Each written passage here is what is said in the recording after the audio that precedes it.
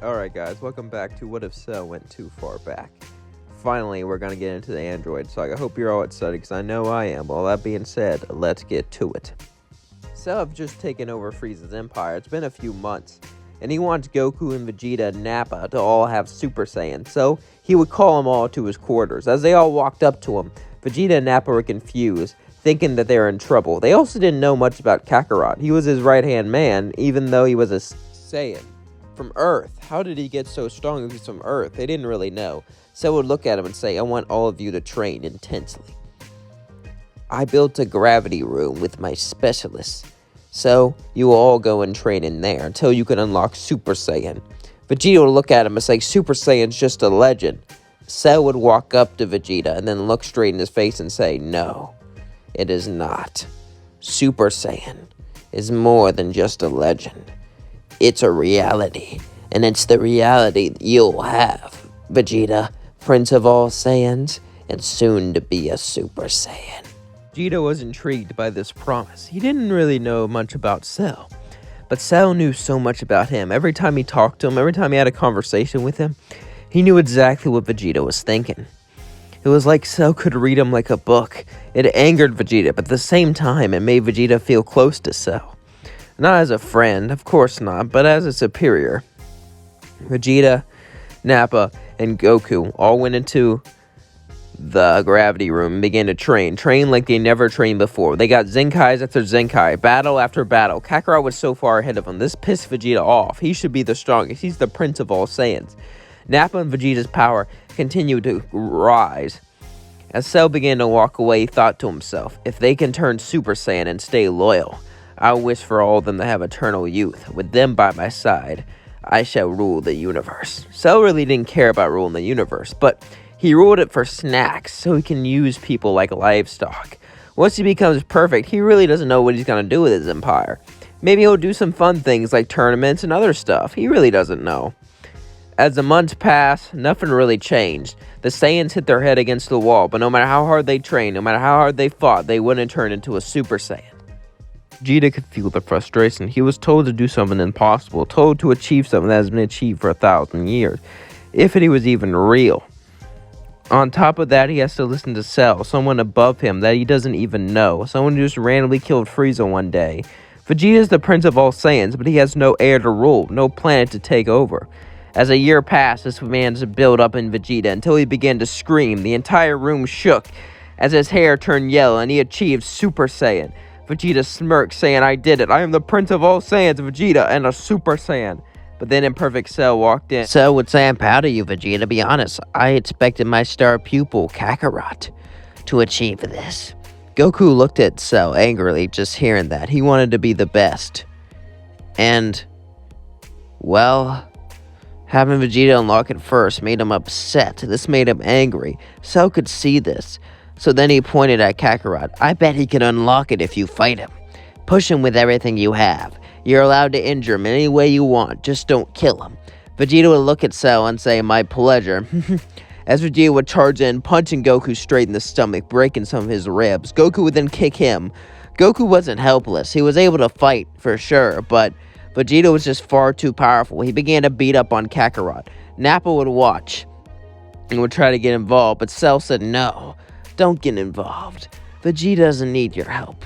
I was gonna get involved to help. Neither does Kakarot, Imperfect Cell would say. Just watch. Soon you'll unlock it after them. For you, I have a different technique in mind. What's that? Nappa said. Cell would say, well, you're an old man. You're more intent with life, and that's fine. But it'll be harder for you to unlock Super Saiyan. So I'll just use something else for you. Cell then thought in his head he could just use the Namekian Dragon Balls. However, he's never been to Namek before, and even though this could be a challenge, he believes he could do it.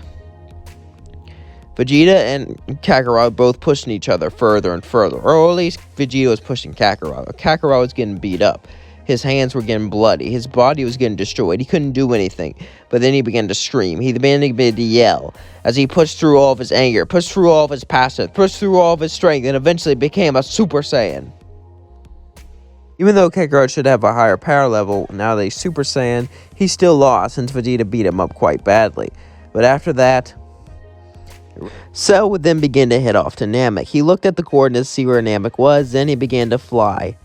As he flew through space, he got closer and closer to Namek until he landed. As he landed, he began to look around, and he saw the Namekians in their villages. Cell walked up to a village and said, "I'm not hungry for you, so just give me the Dragon Ball, there won't be any trouble." The Namekians were scared. They never sensed anything like Cell before. Since he was made of the DNA of so many different people, his power didn't feel like one. It felt like so many. It felt like so many others mixed into one person. The Namekians refused, so Cell began to eat them and absorb them. As he got a Dragon Ball, he went to village, getting Dragon Ball after Dragon Ball, asking them everything he knows about them. Eventually, Cell would learn about the password and would learn that Dende had it.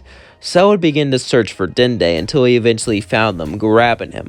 Dende would cry out, scream in pain and anger, but he couldn't do anything as Cell took him and began to keep him. "I will keep you alive since you have the password." After he got Dragon Ball after Dragon Ball, eventually he would go to Nail. Nail would try to defeat Cell, but he was no match. Cell would defeat him, and eventually he would summon the dragon. His wishes would be to make Goku, Vegeta, and Nappa have eternal youth, Nappa to achieve Super Saiyan, and for his final wish, he could wish for perfection, but where's the fun in that? He's been waiting for so long, he can already just go and take it when it happens. He decided to have an interesting wish. He wished that he could see the future, and Purunga granted his wish. As he would get visions in the future every once in a while, Cell would then head off and wait. As the years passed, finally it was time to go to Earth. Finally, Dr. Gero should have created the androids. Cell would hide his power and go on Earth. Earth has been ruled by Kakarot for quite a while now, and whenever Kakarot left, he would put Pilaf as Chancellor. The Red Ribbon Army, what was left of them, got angry, so they decided to make the androids. Cell waited and waited on South City until finally they appeared. They started to destroy building after building, person after person, but then they heard footsteps. As they turned around, it was Cell. Both of them were shocked. What are you?" "I'm the one who raised Goku, and I'm the one who's gonna kill you." Suddenly, Vegeta and Nappa both appeared down. Cell would look and say, "You see them? They are stronger than you, and soon I'll be stronger than them." "Stronger than anyone. I will become perfect, the perfect ruler of the universe." 17 was getting sick of Cell, so he charged and punched Cell right in the face, but it did nothing as Cell kicked him down to the floor.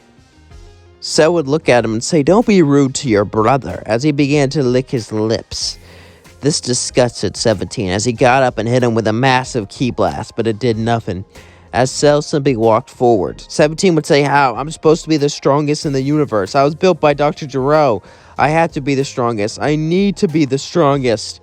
Cell would say, "Shut up. Stop your whining." As then 18 would punch Cell, but it did nothing. As then Cell would absorb 17. As 18 fell back, she looked up. You bastard! How could you do this?" Cell would say, "Tis, tis, tis," as he went into his semi-perfect form. "You really say that to your own brother? Calling me a monster? Calling me weird? That hurts my feelings. You should be proud. You should be happy to join me. You should be happy to become perfect." Vegeta and Nappa looked confused and shocked.